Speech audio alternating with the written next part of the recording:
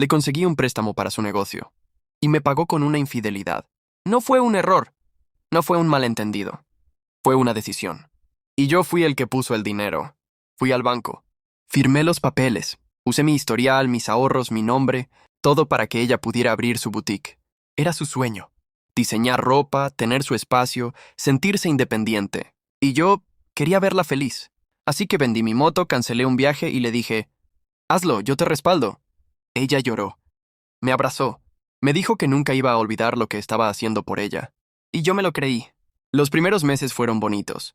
Yo pinté el local, instalé los estantes, le diseñé el logo, le ayudé con proveedores, con redes, con todo, sin cobrarle nada, porque era su sueño. Y yo solo quería verla brillar. La gente empezó a llegar. Ella sonreía más. Se vestía diferente. Hablaba con más seguridad.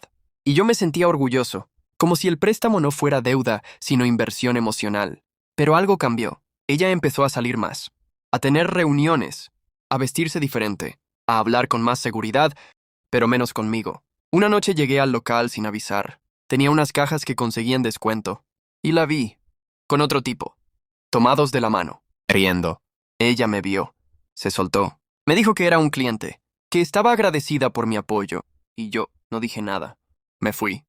Con las cajas, con el nudo en la garganta, con la deuda en el banco, y con la certeza de que el amor, cuando se mezcla con dinero, puede salir muy caro. No hice escándalo.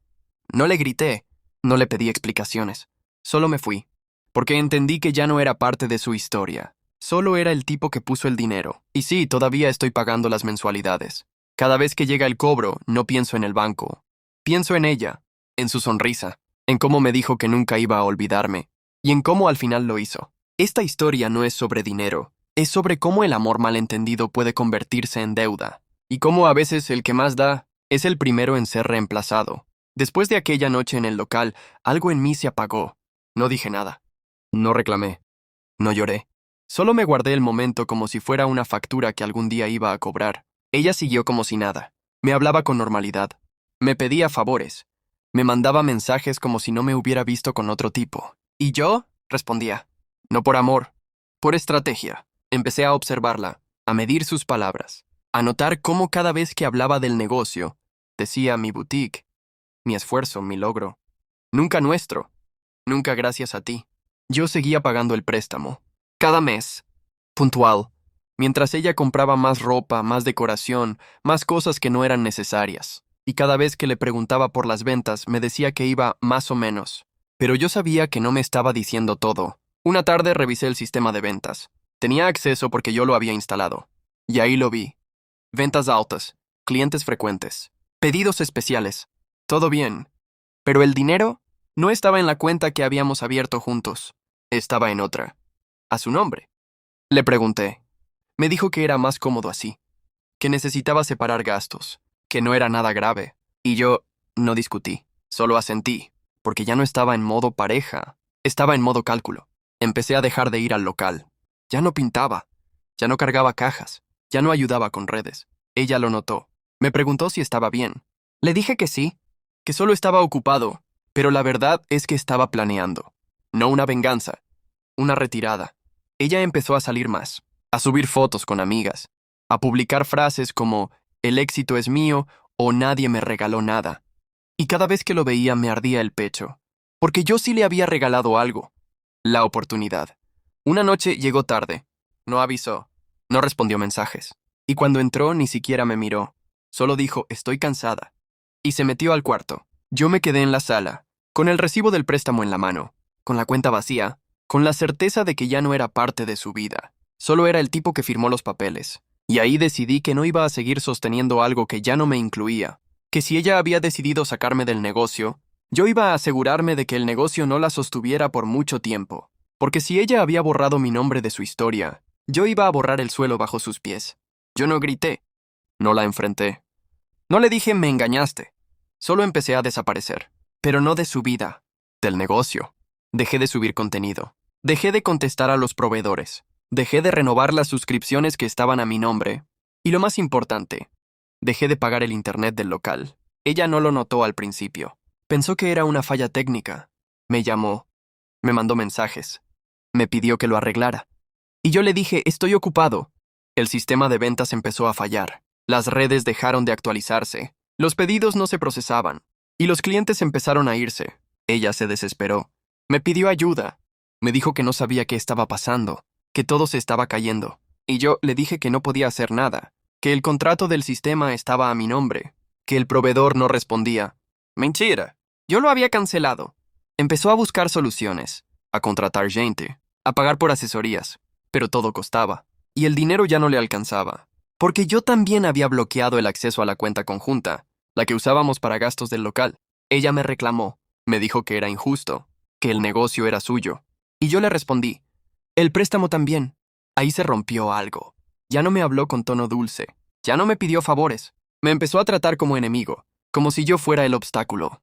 Pero yo solo estaba quitando lo que era mío. Una semana después, el proveedor de luz cortó el servicio. Ella me llamó llorando. Me dijo que no sabía qué hacer, que los clientes se estaban quejando, que el local estaba vacío.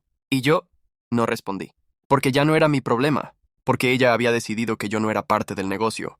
Así que yo decidí que el negocio tampoco fuera parte de ella. Empezó a vender cosas del local, estanches, decoración, hasta la cafetera que yo había comprado, todo para pagar deudas, pero no alcanzaba. El local se volvió un espacio vacío, sin luz, sin internet, sin clientes, sin alma. Y ella empezó a quebrarse. Publicaba frases como, no todos te apoyan cuando más lo necesitas. O la gente cambia, pero nunca dijo mi nombre. Nunca aceptó lo que había hecho. Nunca pidió perdón. Y yo seguía pagando el préstamo, mes tras mes, como si cada cobro fuera un recordatorio de que el amor, cuando se mezcla con negocios, puede convertirse en ruina. Ella intentó hablar conmigo. Me mandó mensajes. Me pidió que habláramos, que arregláramos las cosas. Pero ya era tarde, porque yo no quería arreglar nada. Yo solo quería que sintiera lo que yo sentí, y que entendiera que cuando borras a alguien de tu historia, puede que ese alguien te borre el final feliz. Después del colapso del local, ella intentó levantarse. Lo sé porque me lo dijeron, porque vi publicaciones, porque escuché rumores, pero nunca porque ella me lo contara directamente. Intentó abrir otro negocio, una tienda en línea. Vendía ropa desde su casa. Subía fotos con frases como renacer desde las cenizas o nadie me detiene. Pero no funcionó. Los pedidos no llegaban. Las clientas se quejaban. Y el algoritmo no la favorecía. Porque ya no tenía el mismo impulso. Ya no tenía a alguien detrás moviendo todo. Yo no dije nada. No comenté. No compartí. Solo observé. Ella empezó a mandar indirectas. Publicaba cosas como, al final, los que te ayudan son los que más te hunden. O no confíes en quien te da todo sin pedir nada. Pero nunca me mencionó. Nunca dijo mi nombre. Nunca aceptó lo que había hecho. Una amiga en común me escribió. Me dijo que ella estaba mal, que lloraba, que decía que había perdido todo, que no sabía cómo pagar sus deudas, que no sabía cómo recuperar su reputación. Yo le respondí con un solo mensaje. Yo también estoy pagando. Porque sí, el préstamo seguía activo. Las mensualidades seguían llegando. Y cada vez que pagaba, sentía que estaba cerrando una herida. No por ella. Por mí. Ella intentó hablar conmigo. Me mandó mensajes. Me pidió que nos viéramos, que habláramos, que aclaráramos las cosas. Pero yo ya no quería aclarar nada, porque todo estaba claro. Ella me fue infiel. Me sacó del negocio. Me borró de su historia. Y ahora quería que yo la ayudara a escribir una nueva. No, yo no soy editor de vidas ajenas. Yo soy el autor de la mía. Y en mi historia ella ya no tiene capítulo. Empezó a hablar mal de mí, a decir que yo la había saboteado, que yo era un manipulador, que todo lo que pasó fue culpa mía, pero nadie le creyó, porque la gente sabía, porque los proveedores sabían, porque los clientes sabían, porque yo nunca dije nada, solo me fui, y eso dolió más que cualquier insulto, porque ella esperaba guerra, y yo le di silencio, un silencio que se volvió eco, que la persiguió, que la dejó sola, y mientras ella intentaba reconstruirse con palabras, yo lo hacía con acciones, porque mientras ella hablaba de ruinas, yo ya estaba levantando algo nuevo, algo mío, algo limpio, algo que no dependía de nadie más. Y ella seguía buscando culpables, pero ya no quedaba nadie cerca para señalar. Cuando todo se volvió insostenible, ella lo propuso, el divorcio, como si fuera una solución limpia, como si todo lo que había pasado pudiera borrarse con una firma. Me lo dijo una noche sin mirarme a los ojos. Ya no estamos bien, lo mejor es separarnos. Y yo solo asentí, porque hacía tiempo que yo ya me había separado de ella. Solo faltaba hacerlo oficial. Pero lo que ella no sabía es que yo ya había preparado todo. Tenía pruebas, mensajes, capturas, registros bancarios, contratos. Todo lo que demostraba que el préstamo era mío, que el local estaba a mi nombre, que el sistema, las redes, los proveedores, todo había sido gestionado por mí. Ella pensaba que iba a salir ganando, que se iba a quedar con el negocio, que iba a seguir vendiendo ropa como si nada. Pero no. Mi abogado fue claro. Ella no tenía cómo reclamar nada.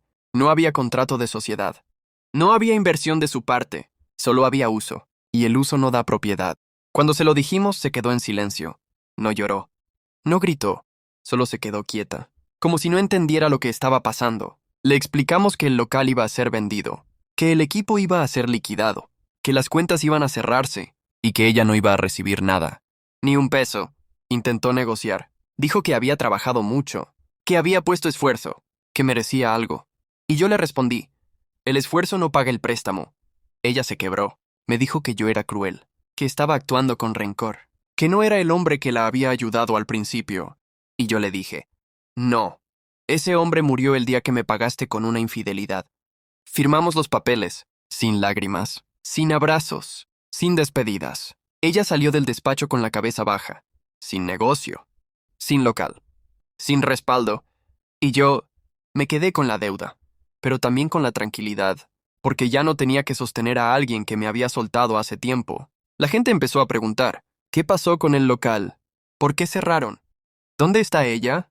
Y yo solo decía, se acabó, sin detalles, sin explicaciones, porque la historia ya había sido escrita, y el capítulo final no necesitaba narrador. Ella intentó abrir otro negocio, pero ya no tenía crédito, ya no tenía reputación, ya no tenía a alguien que le hiciera todo. Y yo seguía pagando el préstamo, pero ahora lo hacía con otra intención, no como deuda, como cierre, porque cada mensualidad era una página menos, una carga menos, un paso más lejos de ella. Y cuando me preguntaban si me arrepentía, yo solo decía, no, aprendí. Y eso vale más que cualquier boutique. Después del divorcio no hubo fiesta, no hubo alivio inmediato, solo silencio y una cuenta por pagar. El préstamo seguía ahí. Las mensualidades no se detenían, pero algo cambió. Ya no dolían, ya no eran recordatorios de traición. Ahora eran parte de mi rutina, como si cada pago fuera una piedra menos en la mochila. Me mudé. Busqué un lugar más pequeño, más tranquilo, sin recuerdos, sin fotos, sin rastros de ella. Empecé a trabajar por mi cuenta, diseñé logos para negocios locales, ayudé a emprendedores con redes, todo lo que había hecho gratis para ella. Ahora lo cobraba, y la gente pagaba, porque lo hacía bien, porque lo hacía con experiencia, porque lo hacía sin amor de por medio. Poco a poco el dinero empezó a fluir, no en cantidades enormes, pero suficiente para vivir, para comer, para pagar, para respirar. Conocí a alguien. No fue inmediato, no fue intenso, fue lento. ¿Cómo debe ser cuando vienes de una tormenta? Ella no me preguntó por mi pasado, no me pidió explicaciones, solo me escuchó y me respetó. No sabía nada del préstamo, ni del local, ni del divorcio.